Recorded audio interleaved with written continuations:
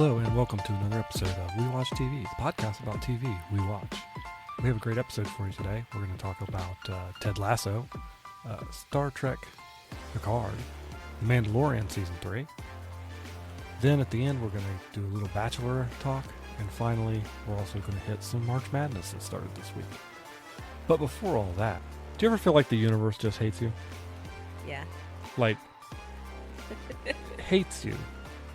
Yeah. Not thinks nothing of you or, is indifferent to your existence, but like actually has a grudge against you.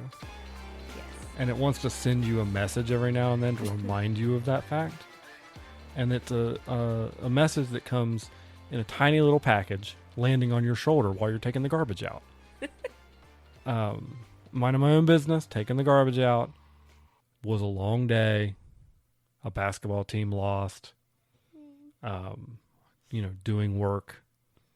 Being late 30s. Just all that stuff combined together into a day that wasn't the best. It wasn't the best day. And so then I'm taking the garbage out and a bird just craps on my shoulder. Just right on there. I come back inside. I deliver the news to my co-host, my wife, and she doesn't say, "Oh, that sucks." She doesn't say "yuck" or "you're unlucky." She says, "Again?" Because it's not the first time, it won't be the last time that a bird craps on my shoulder, which actually, honestly, I think that's a good way to sum up the basketball game today. It was like deadpan though, like again. Again, the basketball game today. Yes. Like a bird crapping on your shoulder. Happy March Madness, first off. It was a very long season for the Mountaineers, but they surprised me. I kind of wrote them off. The Mountaineers of West Virginia University. Of West Virginia, not Virginia. We're Best Virginia. West Virginia Mountaineers. Yes. And it was kind of a weird season, but I sort of wrote them off. A lot of people wrote them off, but they had a really tough schedule. The Big 12 is the best conference in the tourney this year. Fight me. It's true. It's true.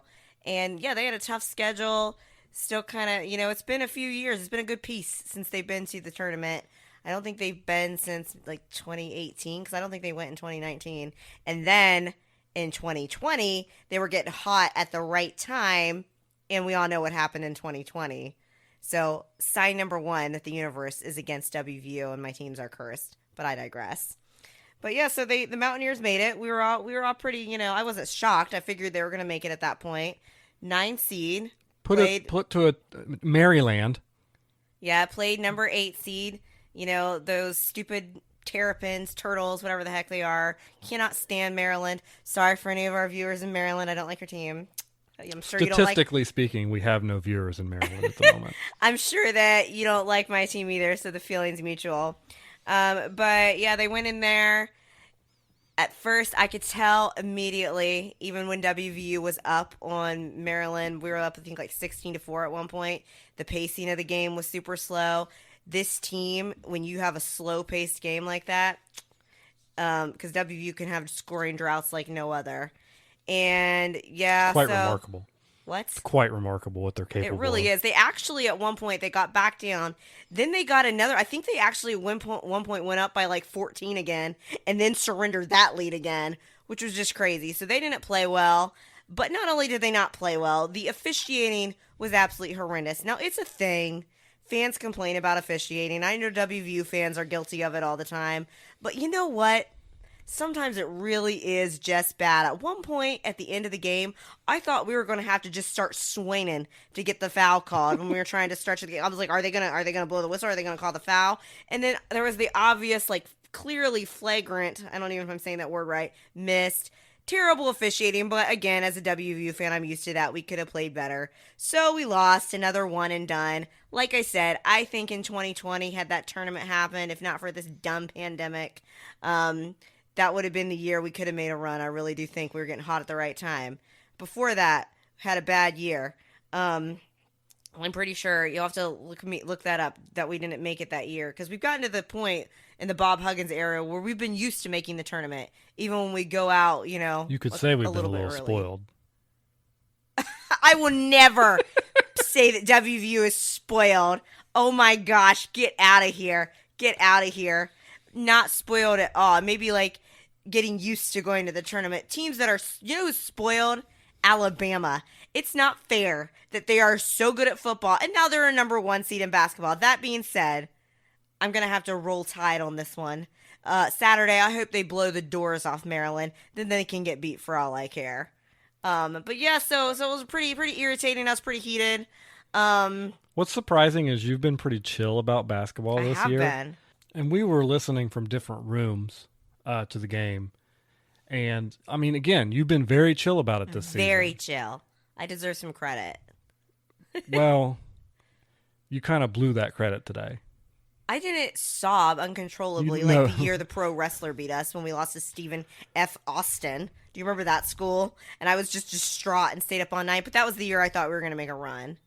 Yeah, but several participants in the game today, from the other team to the referees, were cursed in the name during your little temper tantrum there after the end of the game. You know what? They deserved it. I'm going to say, though, on a scale of WVU pain, I'm giving this one about a 3 out of 10. I thought we might win, but I figured we'd lose to Alabama. And, like, I hate to be that. Like, we were just happy to be there because I totally was like, once the game was going on, I'm like, yeah, I want to win. But, I mean, it doesn't even compare to some of the – it's just the life of misery of a WVU fan. And people always say, oh, hope. Oh, hope. The Mountaineers aren't cursed. You're being dramatic. My husband got crapped on by a bird after the game randomly, guys. What a way to kick us while we're down. And again, I said again because I feel like Daniel gets pooped on by birds. It's every couple of years. Every couple of years. So it's like the pandemic, the year where I thought we were going to get a run. Boom. We used to get the word when Kentucky was like really good. We always would have to end up playing them. Let's see here. And this is just basketball in the cursing. And then you get pooped on by a bird.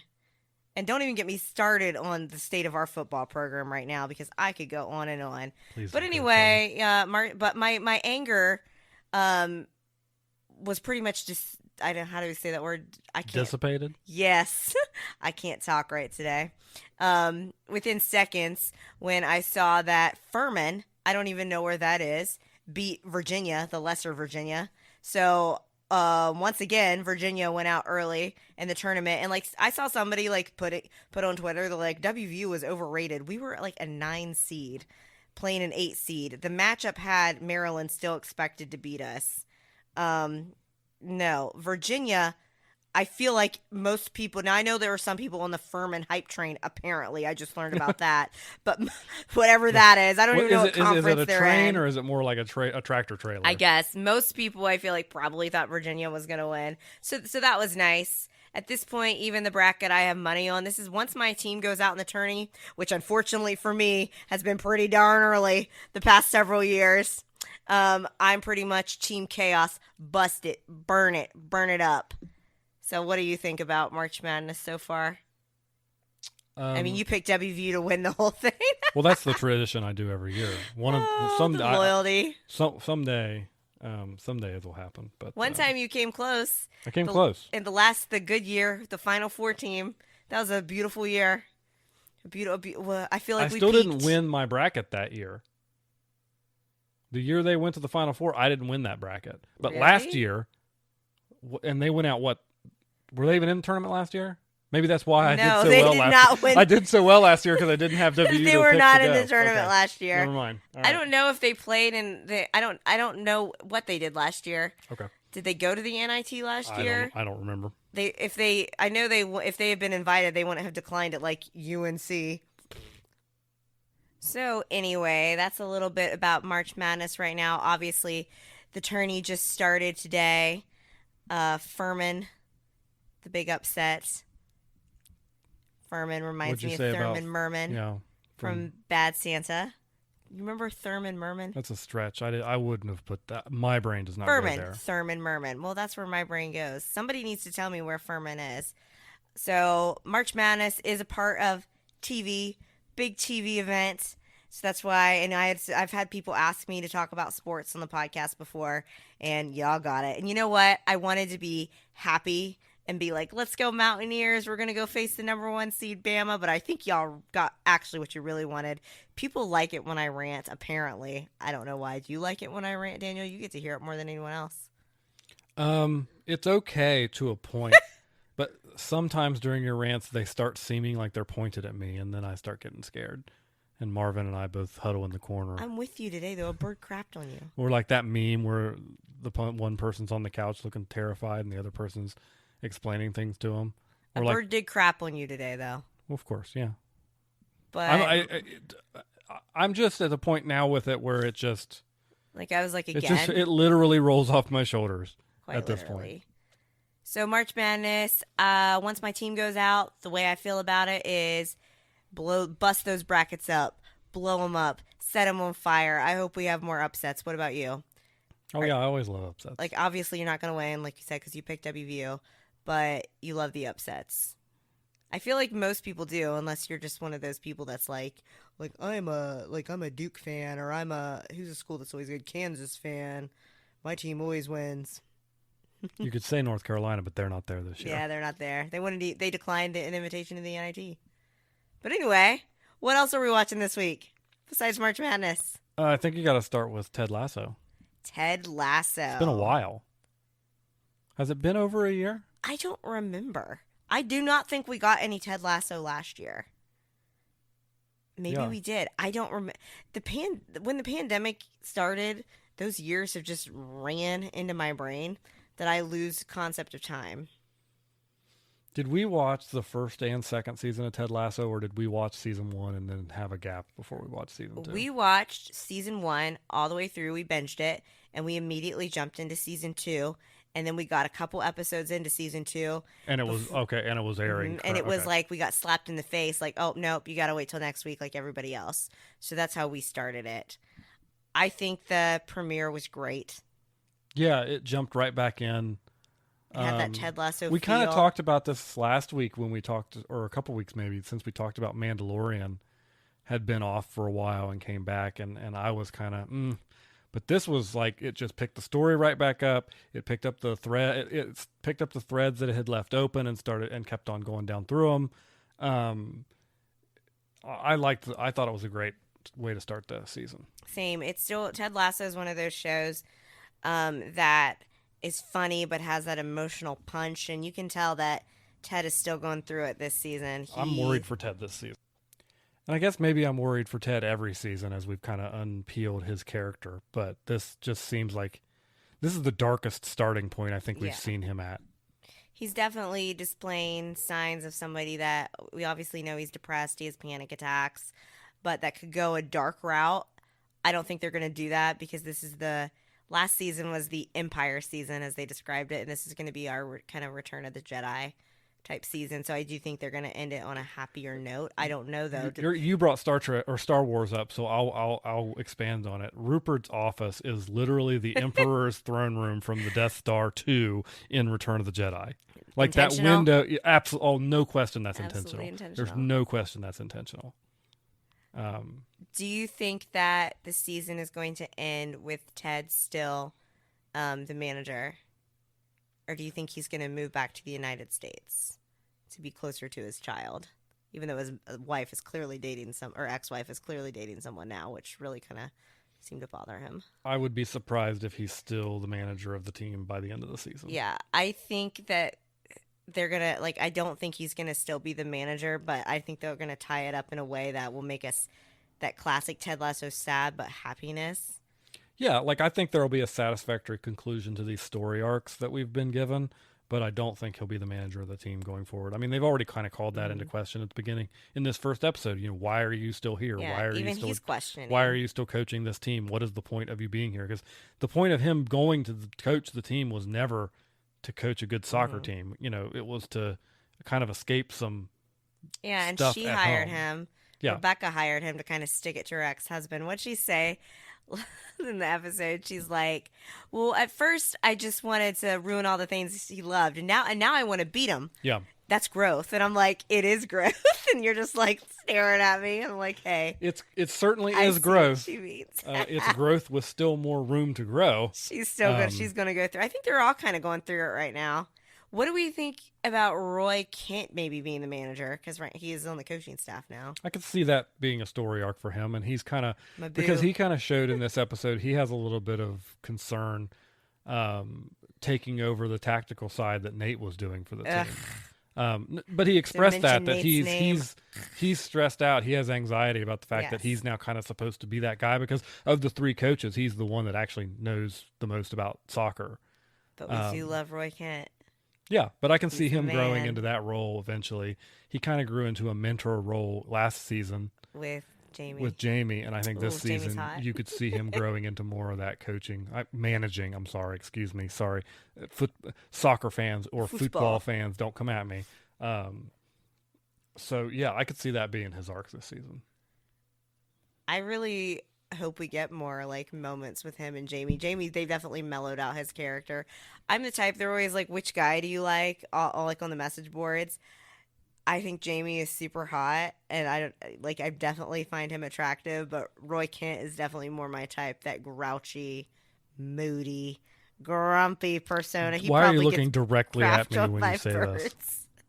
I could see a bird crapping on Roy Kent's shoulder and him just brushing it off.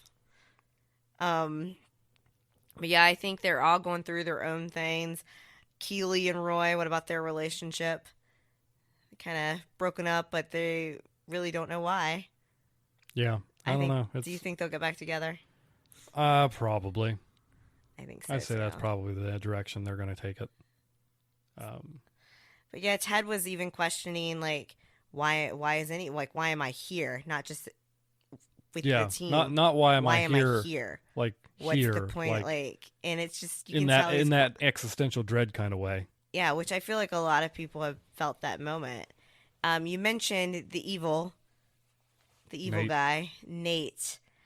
I cannot stand Nate. And you know what? In the beginning, when we first started watching, I was like, oh, Nate's going to be like the precious character that we want to root for. He's the guy that was bullied. Ted gave him a chance. But I feel like what they did with that character is realistic. The path that some of these people that have been bullied end up taking.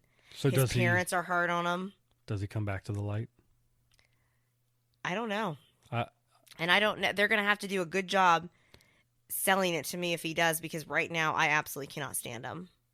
That's interesting coming from you, considering the Star Wars illusion that we've got going on here. Listen. Because let me tell you, Nate is not Anakin. If this is a Star Wars illusion, if the 3 seasons that we've got here are a Star Wars illusion, well, then sell it to me. Who's the Emperor? Because it's not Nate. It's Rupert. Yeah. So who's Darth Vader? Okay. Who's Darth Vader, Hope? In this scenario, who's Darth Vader? I'm not going to say it because I love Anakin Skywalker. Nate love him. is Darth Vader. Nate's the one that betrayed all his loved friends to go to the dark side, and they're going to redeem him at the end. Possibly, but that being said, don't come for my Anakin Skywalker love. I love him. But Nate, they did a really good job making us hate Nate. Nate's hair is completely gray now. I really like the symbolism. If you noticed season it's 2. Like every episode, it got just a little bit grayer. A little bit grayer and grayer. And we'd be watching it, and I'd be like, his hair is getting grayer with every episode. I'm like, it's got to be intentional, right? And now it's like fully gray. But you could see that moment. And I guess you could say this is a little bit of that, even though he would never be hot like Anakin and amazing and wonderful. And we love Anakin and we hate Nate. But there was that scene at the press conference where you thought he was going to get tripped up. He leaned down and he kind of replayed everything like his parents being hard on him. His misguided feelings about Ted, even though Ted really wanted him to do well. He channeled his hate through the dark side. Oh my gosh, is Ted his Obi-Wan? Oh no! And he takes that and he took those feelings and then was able to just be so vile and come out in that press conference. But I think they're really gonna have to sell it because they've really done a good job of making Nate totally evil. Oh, but yes. if they don't redeem him, I think that would be realistic though. It would be, but I just don't know that the tone of this show is that type of thing. obviously Nate has a lot of mommy daddy issues. His parents are Yes. very hard on him. He wants to impress them. And he's obsessed with what people think about him. He's always constantly on Twitter looking in his mentions. Especially praise, which, I mean, that goes back to Yeah. the mother, to the dad complex of not getting So what do we any think praise. about Rupert buying him a car? Well, Nate sees that as like, Rupert's doing me a nice thing, but Rupert did that just because he didn't want that junky car sitting in his parking lot. Yeah. Like, it was totally just that power play. And at some point in the next couple episodes, I anticipate Nate probably will kind of become wise to that, that this isn't about Rupert liking you. This is and thinking you're good. And let's see what happens when they lose their first game. Yeah. Then we'll see. We'll see how well Nate is able to handle it once he's not the wonder kid. Wonder Kid. So I think that, I do think that each character is going to go through a journey, though, this season. They're all going to have a little bit of that darkness. Like, Rebecca is going through some stuff. Keely's going through it. Roy's going through it. We haven't even addressed all the people on the team yet and their own, like, issues. I like how they went toward the sewer. yeah, that was good. I like that too. So I think we're in for a good season. I think it's going to be another one of those emotional roller coasters, though, where we're laughing and then crying. Do I you think agree. we'll get more of the therapist? Like, obviously, he kicked off the episode talking to her. yeah, I mean, I think she'll pop in here and there. I don't know exactly how. I think she may or may not be As more or prominent. just maybe the same amount. Yeah, maybe the same amount. So, well, I think we talked enough Star Wars during Ted Lasso that we should probably jump right into Mandalorian. And I just Yes. want to say that we got done watching that episode, and I told you exactly how most Star Wars fans were going to react to it. You did. I told you, and then you said, "No, that was that was the best episode of the It season." was the best episode of and the I season. agreed that was the best episode of the season. And then what did I show you today? How many TikToks and tweets did I show you of people annoyed with that episode? I don't get it. Why? If you like Grogu, this is all related to Grogu because there's still clearly there are people still after Grogu, and it focused on kind of that political side. I liked that the prequels went into the politics. Did you? I enjoyed that In aspect. hindsight or at the time? Preteens, teens, and early 20-year-old males are idiots. And they like True. different things than what I now like as a 38-year-old. And so I can appreciate the political games that were shown in the prequels now. Well, I definitely appreciate them more like that I'm older because you watched them when they came out. I started watching Star Wars with you in college, so I was around like 18 or 19. So you would have been probably like 14 when you watched the prequels. Yeah, probably. So I mean, I feel like I appreciate them more now. But I always really liked the prequels. I like that political side, and I enjoyed that we were delving back into that world. And it's all relative to the Mandalorian. Everybody cares about Grogu so much, and they've kind of sidestepped about Yeah, like, are but people there still is after him? There are a lot of people that watch Star Wars for the lightsabers and the ships blowing each other up. Those people And they're don't not truly tuned in understand. for the rest of that stuff. I don't know what else to tell you. And I thought it was a great episode. You liked the episode? I liked the episode. It was the best episode of the season. It got me interested. I was engaged in the plot. I'm more interested in what those two characters, for those who, well, it's a spoiler podcast, but 40 minutes of this 50-minute episode was on two characters that were really very minor side characters in the first two seasons. We got to go back to Coruscant. And they showed We haven't what been on they that were, planet for a while, right? since the Revenge of the Sith Yeah. in live action. Yeah. Because I don't think they went there in the sequel trilogy. Did they go at there all. in Andor? Yeah, they did, but yeah. So I guess it's since Andor, but and it was just kind of a slow-paced, methodical episode. And I enjoy those kind of episodes, but I knew as I was watching it, and they just kept on going and kept not cutting back to Mando and But Bo-Katan. you thought it was slow paced? I thought it went by fast because I was Because very. you were interested in the subject matter. I felt like that goes by faster than me watching 5 minutes of mindless shooting at people that I tend to zone out on. Well, I agree. I enjoyed it as well, but I knew at once we got about 20 minutes into that, and it was obvious to me this was the episode. Like, we're Yeah. not cutting in between. like you would see in other episodes, that there was going to be a large group of people that were like, this is boring. Why are we doing this? Why do we care about these people? And even people like the people. So there's a group of people that didn't like Andor. And I think you're one of them. I have not finished Andor, but the first 4 or 5 episodes that I've seen, I found Andor to be incredibly boring. And there were plenty of people out there who were like, well, how did this Andor get into my Mandalorian show? Maybe I need to go back and watch more Andor. Yeah, I think you need to give it a shot. But yeah, I like the episode, and I'm interested. I'm more interested in the story thread that they're pulling with the 2 people they focused on in this episode than I am with anything going on with Mando and Bo-Katan. I have been wondering, though, because I love Grogu, and I'm like, is there still the threat about Grogu's safety? Are we going to readdress this? And we are, just they're doing it the long game style. And they got back into that little politics that I like about it. Whereas, because I was like, wow, this episode of Mandalorian was fantastic. I loved it. And then you were like, it was a great episode. The normies are going to hate it. I mean normies in the most endearing way I possibly could. Yeah, but I like the episode, and I'm excited to see. I'm going to go out on a limb and say that storyline's eventually going to intertwine with what's going on. Well, of course it is, because it has to do with Grogu ultimately. Yeah, but and I hope Moff Gideon is out there somewhere, because I think Carlos Esposito is a great actor, and every time he's on screen in any show he's in, I'm always happy that he's there. Has he ever played somebody that's not a villain, like ever? I don't know. Because I guess I'm mainly only familiar with him on The Boys and Mandalorian, where he plays 2 evil people. Yeah, I think he's a bad guy in Breaking Bad. Neither of us have watched Breaking Bad, so I can't speak for sure on that. So did Grogu talk? We saw a TikTok that seems to indicate he might have said this is the way. He was trying to. He's going to eventually by the end of the season. I'm sure of it now. I'm going to sob. I'm sure of it now. But speaking of other space type shows, why don't you go ahead and kick us off with the show that we are probably most excited, well, besides Ted Lasso, to watch every week. Oh, not besides Ted Lasso. Like, I love Ted Lasso. I can't wait for Picard next week.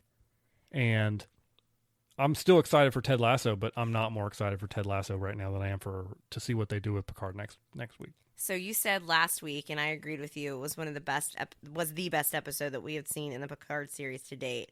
How do you feel about the episode that we just watched, the most recent one? Do you think it topped it?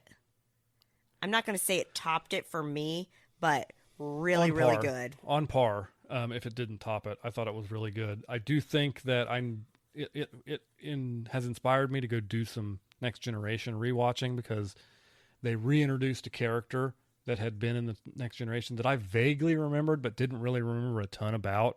And it was even with my hazy memory, and you maybe never really having any memory of her at all. Yeah. Got emotional. Well, they seemed like they tied up an arc. Yeah. That had been ongoing for 20 plus years at this point. 30. Oh, wow. Yeah.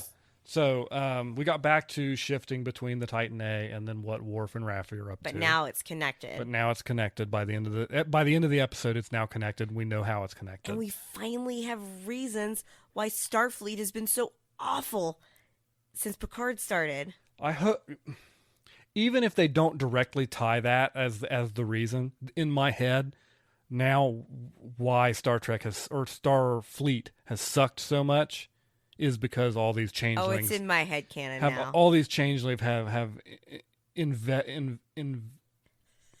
infested themselves into. Don't laugh at me as I stutter and stammer along. Have infested themselves into the upper echelons of Starfleet, and that's why Starfleet is so terrible right now. Because the original series and even the Next Generation, Starfleet's there to be this beacon of hope in the galaxy, and it hasn't really felt like that in the newer stuff, right? And I'm hopeful the writers are actually doing this on purpose. I would like to try and provide some insight into that, and that would be really cool. Because finally, I'm like, oh, well, this makes sense. So my one question before we bore our non-Star Trek listeners to death here: when am I gonna see Geordi? I'm getting impatient. We're halfway through the season now. That was episode 5. We got 5 more left. When are they giving me Geordi? I bet he shows up in the next episode. For those who watched A Reading Rainbow, the host of that's Geordie. Geordie LaForge. Geordie LaForge. If you still don't know who we're talking about, he wears a headband on his face in front of his eyes. And every kid, I feel like, and every kid that was like a kid in the 80s and 90s did that. Oh, so, absolutely. I think he's probably, if he's not in the next episode, certainly by the 7th episode he'll show up. But I think Marvin barking. Marvin wants Geordie to show up too. Yeah, I think now that like the cat's out of the bag, that the Titan A is on the run, and Picard and Riker are on it, that news is going to get back to Geordie, and I think he'll be showing up in some capacity. But speaking of Geordie and the actor, how much did you love Reading Rainbow? It was a great show. It was a baller show. Butterfly in the sky. Read a book. It wouldn't be a podcast if I didn't sing a song. Okay, Daniel, and what is another show that we've been watching? Possibly your favorite We've show. been watching, or you've been watching, and you subjugated me to. You said you would watch it with me tonight. You lured me in. I did not. And sat me on the couch. And my understanding was there were only 15, 20 minutes left in the show. And you said, well, why don't you just eat dinner in here with me, and then we'll go on to something else afterwards. And then all of a sudden, I just kind of like lays off and daze off into nowhere land because I'm tired. And all of a sudden, I'm like, hey, this is almost over. Are you ready to like podcast or watch another TV show, or just like release me and let me go away to do my own things? And you're like, no, we still got 40 minutes left of this. The Bachelor. Lies. The Bachelor. What? The girls tell all? Women tell all. Okay. This is what happens. Daniel was in the kitchen making grilled cheese sandwiches. This week of The Bachelor was the 2-part episode. Monday was Hometowns, and then Tuesday was the Women Tell All. So I was finishing up Monday's episode on Hulu, and there was about 15 minutes left. And I said, well, I have about 15 minutes left of this episode. So then at dinner, he's like, well, what do you want to watch for dinner? Because we'd already watched Picard. And he's like, do you just want to finish watching The Bachelor? And I was like, oh, and I was so happy. I was like, oh, you want to watch The Bachelor with me while we eat? And you're like, sure, why not? So this was the Women Tell All, which is always one of my favorite. It's funny because, I mean, let's face it, The Bachelor, he's a robot, right? Zach, what do you think of The Bachelor? I don't want to bully him because he gets bullied all the time online, but he's boring. Yeah, he seems like a real boring dude. Real boring dude. So the season, I've really liked a lot of the women this season. I feel like they were a good cast, probably the best cast since Ari's season in terms of like the personalities that we're getting. So I was really excited for the Women Tell All. So Daniel, you were engaging with me in that. Give some of the highlights that you said during Women Tell All. I have no memory of the highlights that I said. Okay, well, you said that one girl looked like she was wearing a shower curtain. She didn't look like she was wearing a shower curtain. She was wearing a shower curtain. That dress glitter. was a shower curtain. What about Jess and her glitter? I would have eliminated her immediately. I wouldn't have given her a rose. I would have literally said, you're not getting a rose. Anyway, I was like, oh, wow. Like, Daniel wants to watch, or not wants to, but is like, you know what? I'll watch this with you. So we're like not even, I think we're like 20, 25 minutes in. He's like, all right. He's like, well, do you want a podcast here in a few minutes since the episode's almost over? And I'm like, almost over? I'm like, it just started. So my little happy heart that he wanted to sit out here and watch that with me and was cool about it. He was engaging, making jokes, was just crushed. Just like when Zach sent all those poor ladies home. What do you think of Zach the Bachelor? There's not much to think about him, to be honest with you. Like, it just seems like, I'm just here. How did he say mulled wine? He called it mulled wine or something like that. Yeah, and I was like, it's mulled wine, and then I spelled it out, and then the producer on the show spelled it to him like 5 seconds later. I'm like, it's mulled wine. And I've been watching The Bachelor like pretty much all season. I haven't done a lot of talks about it on this podcast just because it's been such a boring season, which I think some people wanted the actual love story, and I think they're going to get that. I think he is going to probably be they must have paid Sean Lowe, who's the only Bachelor to my knowledge. I know Matt James is still with Rachel, but they're not engaged. Sean Lowe is married. has children with the person he picked, and I think he is the only one in the franchise of the Bachelors. I know some of the Bachelorettes are still with their people and got married and everything, but I think he's the only Bachelor that has had a successful relationship. They must be giving that guy like a paycheck because he keeps randomly popping up to give Zach advice, and I'm like, what is going on here? So I don't know what's going on with that, but it's been such a boring season. That's why I'm like, okay, women tell all. We're getting to the end of it. I'll go ahead and talk about it a little bit. Jesse Palmer is like super hot. I like him as a host, but he does make so many dad jokes. Zach like called the Fantasy Suites Week Sex Week in one of the episode clips, and Jesse Palmer beat that joke like a dead horse and kept referencing it on Women Tell All to the point that you were like, why does he keep saying that? I'm kind of surprised ABC keeps letting him say that. Sex Week? Yeah. It's like Sex Week. Sex Week. Hey, have you heard about Sex Week? Next up, we're going to talk about Sex Week. Maybe they're trying to get their viewership back up. So what do we think, Daniel? If they're trying to get their viewership back up, they need to stop having bachelors like the one they've got. You are somebody that has watched a handful of the Bachelor shows. You've watched Bachelor, Bachelorette, Bachelor in Paradise. Which of those three is your favorite if you had to pick? The Bachelor in Paradise. Absolutely. Just for the pure chaos that it breeds. So who do you prefer as the host, Chris Harrison or Jesse Palmer? I mean, I'm on the record, I believe, as saying Chris Harrison had the easiest job in the world, and yet here he is not having that job anymore. So I don't know how you get out of that job. Well, I guess we know how. But for another topic, another day. But I mean, Jesse just seems like I won't say he seems over it, like I irritated you with earlier, but he definitely just seems like a job. It's a job. I'm here to get paid. He's not being fake about it. He's not taking it super serious, and he's also not sitting around trying to counsel these poor people into like making life decisions. He's just like, okay, well, next. After they like have their little squabble, he's like, okay, then moving on. But they have a squabble in this episode, and they're like almost in tears with one another, and he's just like, okay, well, anyways, next up. Like Chris Harrison would always come off fake to me, like he was trying to be so understanding, where Jesse's just there to do his job. He seems more authentic about it. I did think the announcement where he actually went to find Charity after the show to tell her, and they kind of tricked her thinking it was like a game to tell her that she was the Bachelorette, was really cute. It's always kind of annoyed me where they've like gone to the Bachelorette's house and they act so surprised. I'm like, yes, there's a full camera crew there. They're showing up to your house. You have full makeup on. Are you really surprised that you're going to be the Bachelorette? This actually seemed like you don't just walk around the house full makeup, all dressed up to the nines? With camera crews in there, lighting. Like, what could this possibly be about? Is it just a normal interview? I can attest she does not. Oh, you were asking me if I did that? Yeah. I dressed like Adam Sandler. But yeah, I really liked it how he surprised her. That was authentic. That was a cute moment. I think Charity will be a lovely Bachelorette. I just hope they don't screw her. They tend to screw over the women in this franchise, and it really frustrates me. She better get a good selection of men. They better not mess with her. I feel like I get you have to make a television show, but the last few years, production on this show almost seems to be intentionally evil.